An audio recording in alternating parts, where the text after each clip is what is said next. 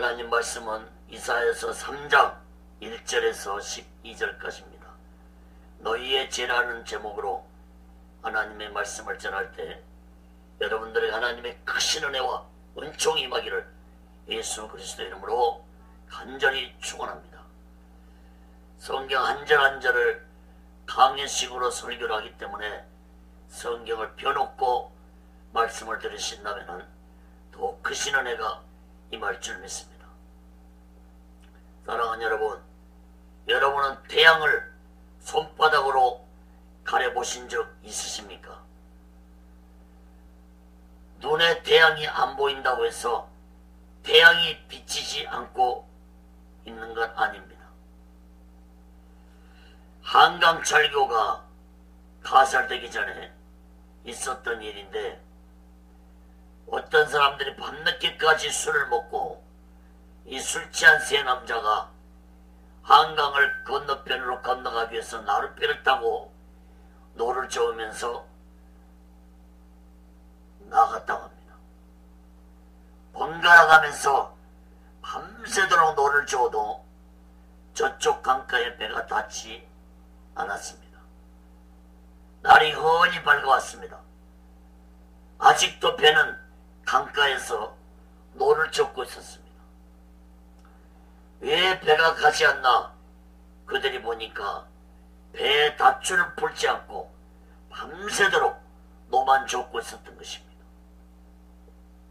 사랑하는 여러분, 유다 백성들이 바로 이런 모습이었습니다. 선자들을 통해서 하나님이 수없이 책망해도 남유다 백성들은 죄의 밧줄을 끊지 못하고 살고 있었습니다. 2장에서 우리가 살펴봤죠. 하나님은 남유다의 죄악을 계속 지적하고 지적했습니다. 남유다의 죄악들이 구체적으로 지적했습니다. 남유다가 왜 이렇게까지 타락됐습니까? 거기에는 유다의 모든 지도자들이 타락되었기 때문이었습니다. 유다의 종교 지도자들은 우상 숭배와 교만과 악한 죄악으로 가득 차 있었습니다. 지도자들이 종교적으로 도덕적으로 타락됐는데 어떻게 백성들이 타락하지 아니할 수 있겠습니까? 지도자들은 더 이상 지도자 역할을 할 수 없을 정도로 타락됐습니다. 그 결과 어떻게 되었습니까? 남유다 사회는 극도의 혼란에 빠지게 됐고, 남유다는 결국 주전 586년에 바벨론에게 비참하게 처참하게 멸망당하고 말았습니다. 사랑하는 여러분, 오늘날 이 시대에 많은 자들이 죄악의 밧줄을 끊지 못하고 살아가고 있습니다. 죄의 밧줄을 끊어버리지 않는 한 앞으로 전진할 수 없습니다. 그 죄악이 내 발목을 잡고 있는데, 그 더러운 죄가 내 마음을 잡고 있는데 어떻게 앞으로 나아갈 수 있겠습니까?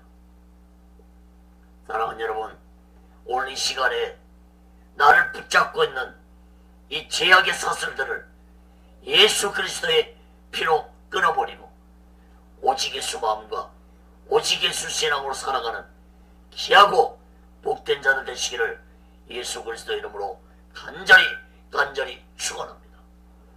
첫 번째로 이사야 3장 1절에서 7절까지 보면은 너희가 무엇을 의지하고 있느냐는 말씀을 하고 있습니다.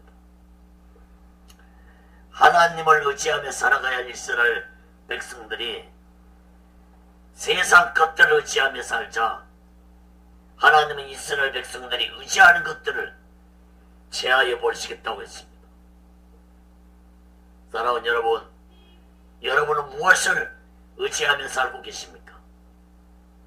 오직 예수보다도 더 의지하는 것들이 있다면 이 시간에 그 의지하는 것들의 줄을 끊어버리시고 오직 예수만을 의지하는 자 되시기를 예수 그리스도 이름으로 간절히 축원합니다.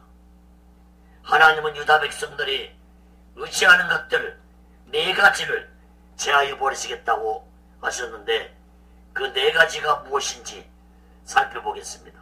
첫째, 모든 양식과 모든 물을 제하여 버리시겠다고 했습니다. 1절 보시기 바랍니다. 보라, 주 만군의 여호와께서 예루살렘과 유다에 의뢰하며 의지하는 것을 제하여 버리시되 곧 그 의뢰하는 모든 양식과 그 의뢰하는 모든 물과. 남유다 백성들이 모든 양식과 모든 물을 의지하며 살았다고 했습니다. 하나님은 그 의지하는 것들을 제하여 버리시겠다고 했습니다. 물과 양식을 제하여 버리면 무엇이 찾아오겠습니까? 기근과 가뭄을 보내시겠다는 겁니다. 실제 역사적으로 남유다가 바벨론에게 멸망당할 때 기근이 심해서 자식을 잡아먹을 정도로 비참했습니다. 열왕기하 25장 3절에 보면은 그 4월 9일에 성중에 기근이 심하여 그 땅 백성의 양식이 지나였고, 예레미야 선자는 남유다의 비참한 현실을 보며 눈물을 흘리며 그 당시의 상황을 예레미야 예가 4장 10절에서 말씀했습니다. 예레미야 예가 4장 10절 보면은 전혀 내 백성이 멸망할 때에 자비한 부녀가 손으로 자기 자녀를 삶아 식물을 삼았도다. 자기 자식을 삶아 먹을 정도로 기근과 가뭄이 심했습니다. 하나님은 남유다 백성들이 의지하고 있는 모든 양식과 물을 제거하신 것입니다. 세상 끝날에도 성경의 예언은 무서운 기근과 가뭄 속에서 사람들이 고통을 당하며 죽어갈 것이라고 예언하고 있습니다. 마태복음 24장 7절에 예수님도 말씀하시기를 민족이 민족을 나라가 나라를 대적하여 일어나겠고 첫째에 기근과 지진이 있으리니. 이러한 마지막 때 기근과 이런 전쟁의 소식이 오늘날 곳곳에서 일어나고 있습니다. 지진 소식도. 7년 대환란 중에서 전 3년 반에 이런 기근이 일어날 것이라고 계시록에서 예언하고 있습니다. 계시록 6장 5절에 보면은 셋째 인을 떼실 때에 내가 들으니 셋째 생물이 말하되 오라 하기로 내가 보니 검말이 나오는데 그 탄 자가 손에 저울을 가졌더라. 셋째 인을 뗄 때는 전 3년 반입니다. 이때 검은 말이 나온다는데 이 검은 말은 곧 기근을 상징합니다. 기근으로 인해서 사람들이 큰 고통을 당하게 될 것을 성경은 예언하고 있습니다. 오늘날 지구 곳곳에 이러한 징조가 드러나고 있습니다. 기근과 가뭄으로 인해서 전 세계 인구 8억 명이 기근과 가뭄 속에서 시달리고 있고 죽어가고 있습니다. 어린아이들이 기근과 가뭄 속에서 먹지 못해 7초에 한 명이 죽어갑니다. 해마다 1400만 명의 어린아이들이 먹지 못해 죽어가고 있습니다. 우리나라도 머지않아서 물로 인해 큰 고통을 당할 날이 올 것입니다. 왜 이런 일이 일어나는 것입니까? 인간들이 하나님보다 먹고 마시는 걸 더 즐기고 세상을 의지하고 하나님을 의지하지 않았기 때문에 이러한 재앙을 당하고 있고 앞으로도 더 무서운 기근을 당하게 될 것입니다. 사랑하는 여러분, 오직 예수 마음과 오직 예수 신앙으로 오직 예수를 의지하는 영적인 자들이 되시기를 예수 그리스도의 이름으로 간절히 축원합니다. 두 번째로 모든 용사와 지도자들을 제하여 버리실 것이라고 했습니다. 2절 3절을 보시기 바랍니다. 용사와 전사와 재판관과 선지자와 복술자와 장로와 오십부장과 기인과 모사와 공교한 장인과 능란한 요술자를 그리 하실 것이며, 하나님은 인간에게 가장 중요한 양식과 물을 제거하신 후에 이제 제거할 대상을, 사람들을 제거하실 것이라고 했습니다. 제거할 대상 부류를 11가지로 말씀하셨습니다.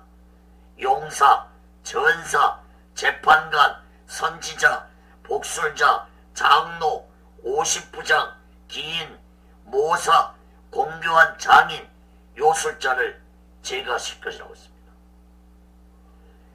양식과 물만 제거해도 세상은 혼란스러운 세상이 될 텐데, 남유다 사회 각 지역에 있는 지도자들을 제거하시겠다고 했습니다.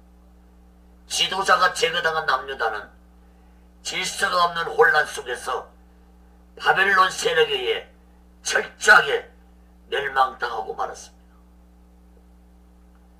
백성들을 이끌 지도자가 없는 세상을 한번 생각해 보십시오. 사랑하는 여러분, 마지막 때 대환란 때도 세상과 인간들은 완전히 사탄의 노리객감이 돼서 무정부상태에서 사탄의 조종을 받으며 멸망하게 될 것입니다.